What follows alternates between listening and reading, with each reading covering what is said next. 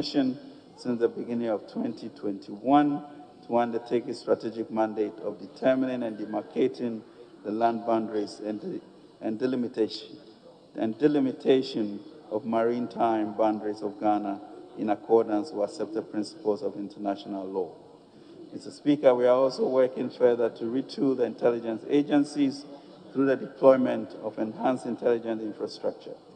Mr. Speaker, Ghana continues to demonstrate leadership on sub-regional issues coordinated through the Accra Initiative, which serves as a coordinated and intelligence sharing platform with neighboring countries.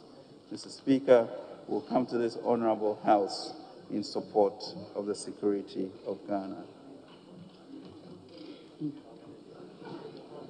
Mr. Speaker, the Ghana Infrastructure Investment Fund was established to mobilize, manage, coordinate, and provide financial resources for investment and infrastructure projects and ease the burden of quasi-public debt on our budget.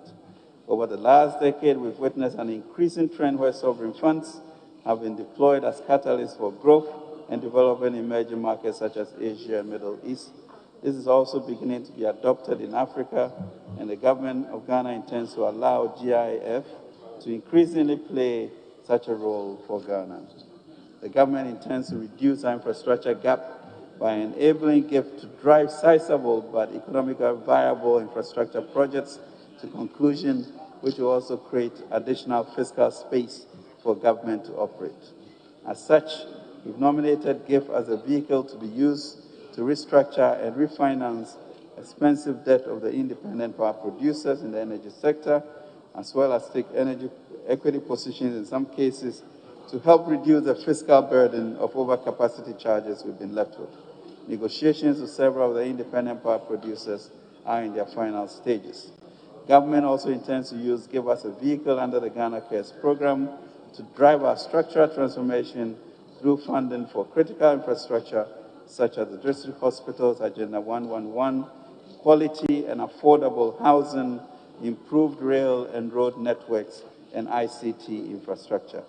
We've therefore revised the Earmarked Funds Act to allow a 20% increase in the allocation of ABFA CAPEX to GIF for the funding of Agenda 111 and other development expenditure. Mr. Speaker, on the 26th of April 2020, His Excellency the President, as part of his 8th address to the nation on government's efforts to combat the coronavirus pandemic, laid out an ambitious plan to tackle Ghana's health infrastructure deficit and restore the country on the path of achieving economic and social transformation. This transformation project, now dubbed Agenda 111, will require the government to construct 101 standard district hospitals, 6 new regional hospitals, 1 regional hospital for the Western region, rehabilitation of a Fiakwanta hospital in the Western region, constructing 2 new psychiatric hospitals, construction of a new Accra psychiatric hospital. The objective is to use the local teams comprising of Ghanaian consultants, project managers, and construction firms. It is envisaged that upon the successful completion of Agenda 111, Ghanaians across the country will experience a marked improvement in access to healthcare. Mr. Speaker, government and the project coordinating team have worked tirelessly on phase 1, and I'm happy to report that pre-contract works have been completed for 88 sites for the district hospitals. Mr. Speaker, we expect to commence phase 2 construction 3 weeks from now, from 17th August 2021. Mr. Speaker, an important project such as Agenda 111 requires extensive preparation and due diligence. We are confident and happy with the level of detail and attention that has gone into the pre-contract works. Rehabilitation and expansion of the Sunyani Airport. Mr. Speaker, the rehabilitation and expansion of the Sunyani Airport aligns with government's policy objective to have at least an operational aerodrome airstrip in each of the regions in the country. The rehabilitation expansion will adequately address the current operational challenges and propel business and industrial growth in the Bono region and its catchment area. Lands and mining. Mr. Speaker, the Ministry of Lands and Natural Resources, in line with the President, has held a national dialogue followed by 2 regional dialogues on small-scale mining. Following this, several measures are being put in place to build a sustainable, viable, and responsible small-scale mining industry that protects the national environment. The ministry will beef up the personnel and other logistics of the Inspectorate Division of the Minerals Commission to undertake strict monitoring and enforcement of our mining laws. The Lands Commission has commenced the process of regional education and sensitization on the new Land Act 2020, Act 1036.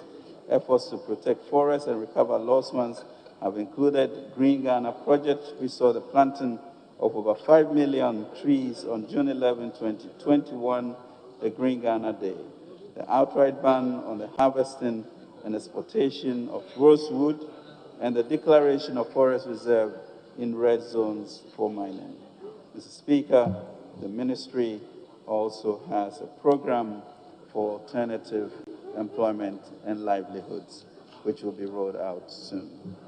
As part of these efforts, the program will be anchored on 6 main interventions, namely national land reclamation and reforestation, agriculture and agro-processing, apprenticeship, skills training and entrepreneurship, responsible, viable, and sustainable community mining, mine support services, and community enhancement projects.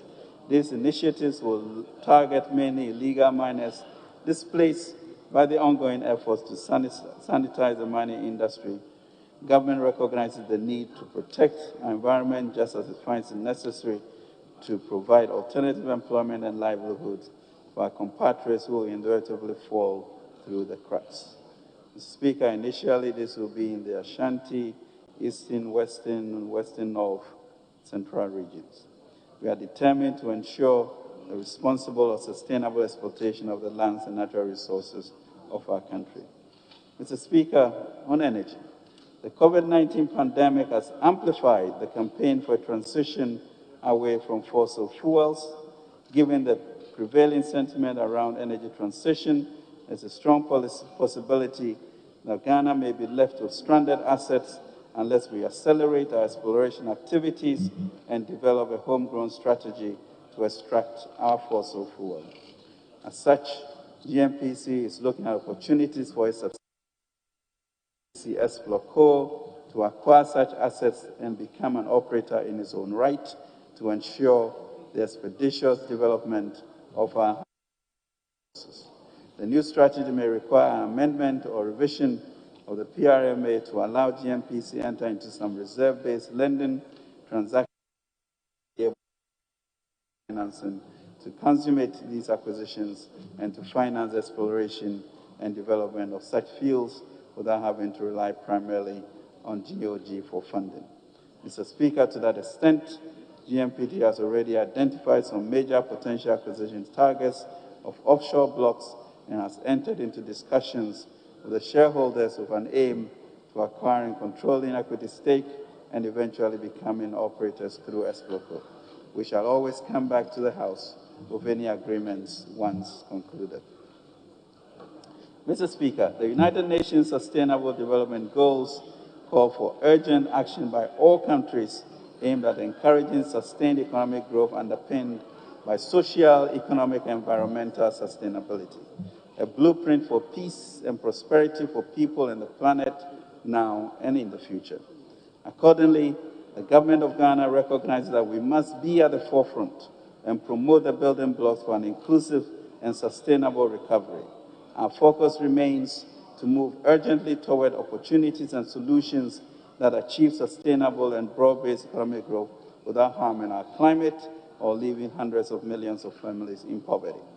As such, government has commenced discussions with international organizations such as the World Economic Forum to identify SDG financing gap and develop a roadmap to attract innovative finance to close the gap for the attainment of the SDGs by 2020. Ghana and Switzerland have also agreed on a roadmap for 50 million tons of carbon capture Globally, the international capital markets is moving its financing appetite towards sustainable innovatorship that supports such goals. Ghana is also keen on positioning itself to benefit from the desire to provide such financing by developing an ESG framework which will allow proceeds raised or an amount equivalent to such proceeds raised to be used for financing or refinancing eligible green and sustainable projects such as renewable energy, health, education-related infrastructure, amongst others. Mr. Speaker, our partnership with FBOs has directly and indirectly benefited over 46,000 and 100,000 trainees, respectively, in fashion, catering, cosmetology, electronics, sub-business, and managerial skills. Efforts are being made to roll out the next phase by end of the third quarter. We continue to count, Mr. Speaker, on our SBO partnerships to sensitize and ensure adherence to the life-saving mask wearing, social distancing, and enhanced hygiene protocols within our communities. Mr. Speaker, work on the National Cathedral is progressing speedily, and following the program of the contractors, and with God helping us, the National Cathedral is expected to be officially commissioned on March 6, 2024. Upon completion, the National Cathedral will provide a sacred space for formal religious activities of state and symbolize the enormous contribution of faith to nation building. Mr. Speaker, this state and church partnership envisaged by the President to develop the National Cathedral is on course.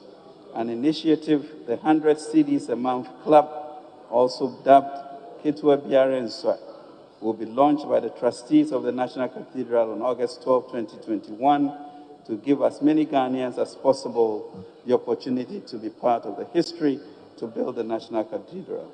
The aim of the club is to raise 1 million Ghanaians who will give 100 CDs a month for the construction of the National Cathedral. A special short code 979 has been developed for this purpose. We look forward to Mr. Speaker and all the members of this august house joining the 100 CDs a month club. Mr. Speaker, with your permission, may I convey a special message from His Excellency the President to the young people of our beloved country.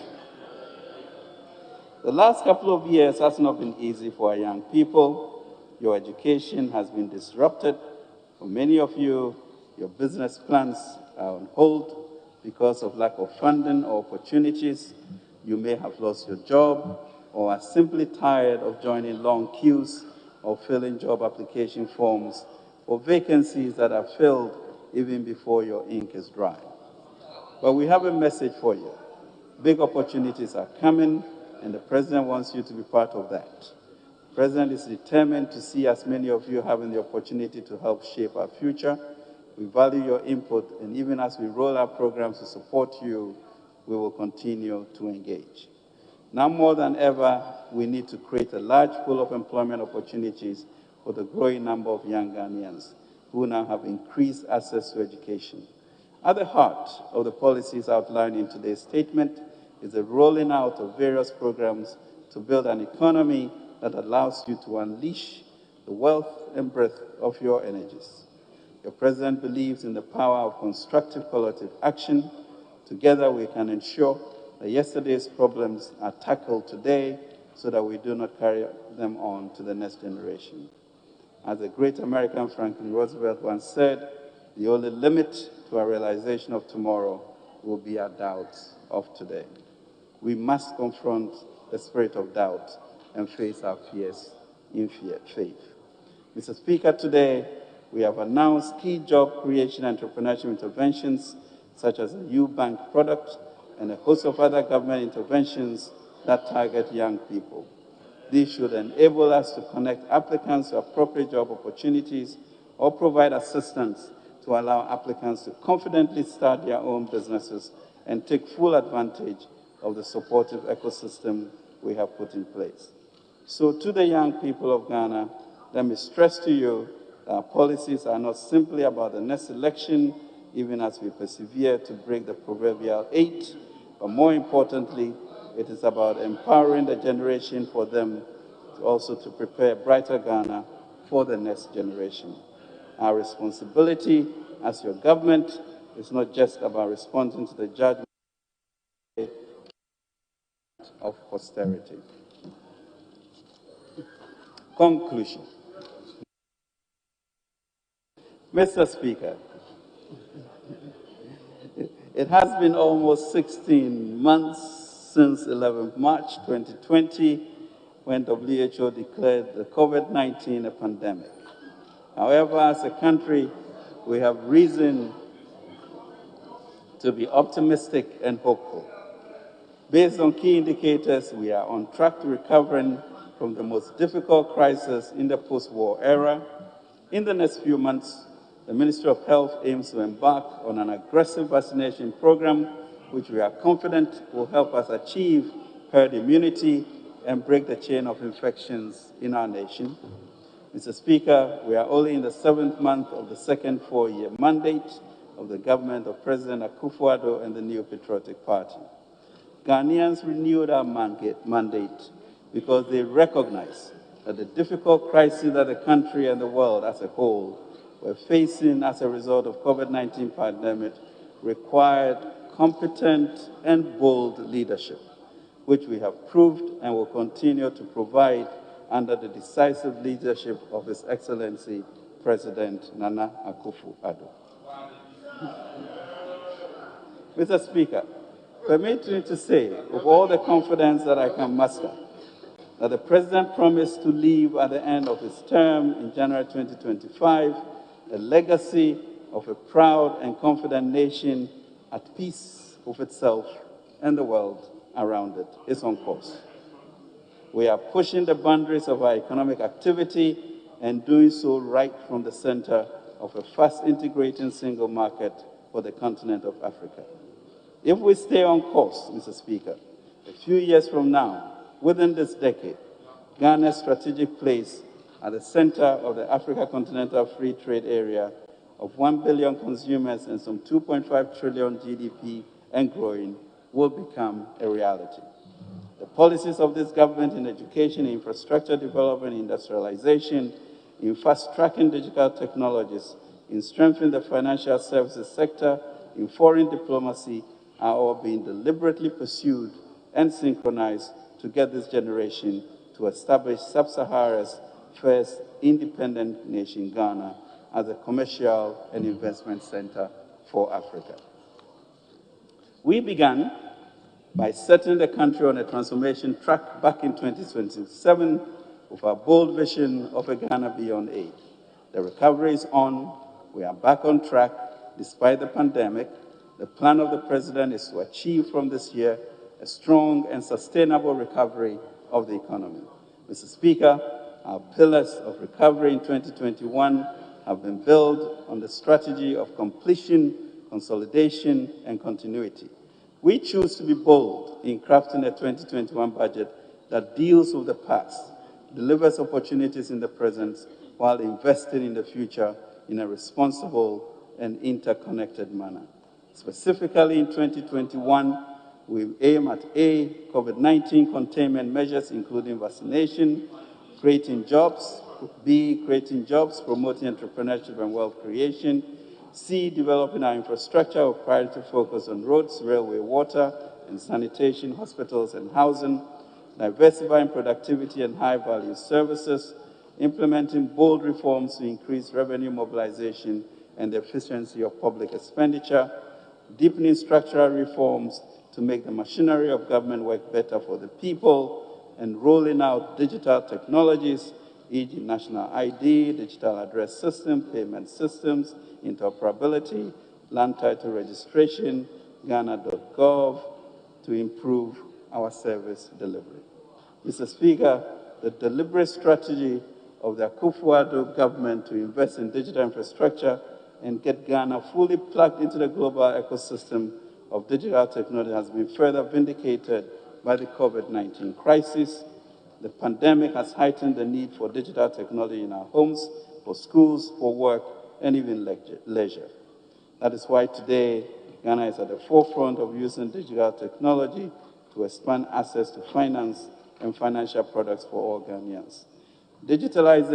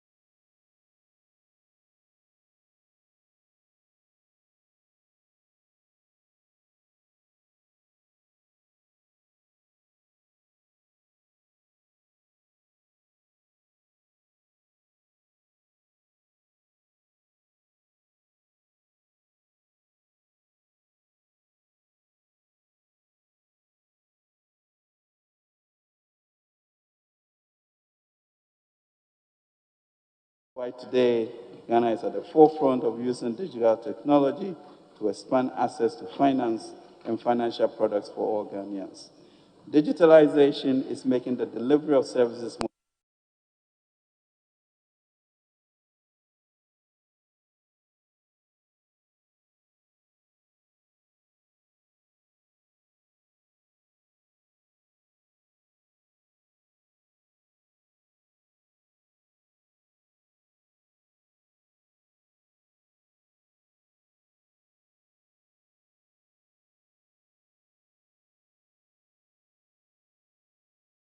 in digital technology to expand access to finance and financial products for all Ghanaians. Digitalization is making the delivery of services more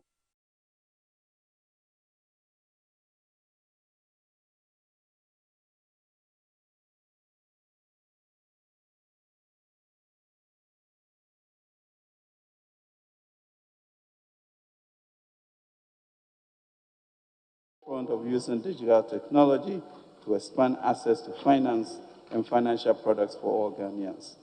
Digitalization is making the delivery of services more